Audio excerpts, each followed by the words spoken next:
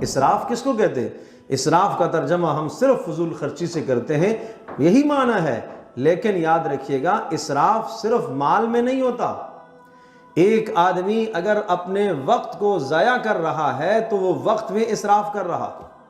ایک آدمی اپنی جوانی کو تباہ کر رہا ہے، برباد کر رہا ہے، لغویات میں استعمال کر رہا ہے تو وہ جوانی میں اسراف کر رہا ہے۔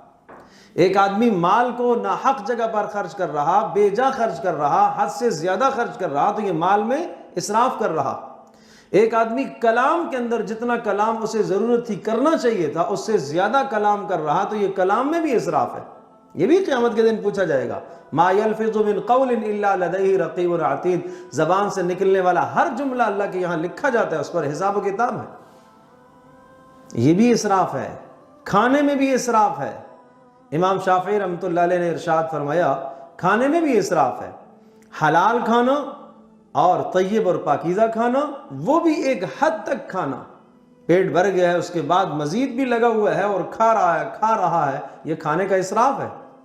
کپڑوں میں بھی اسراف ہے، یہ اسراف ہے۔ گھروں کے اندر اتنے زیادہ کپڑے پڑے ہوئے ہیں جو قابل استعمال ہیں ہی نہیں ہیں، رکھے ہوئے۔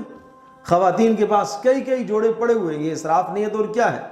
کسی حاجت مند کو دے دیے جائیں تو وہ زیادہ بھلے کی بات ہے۔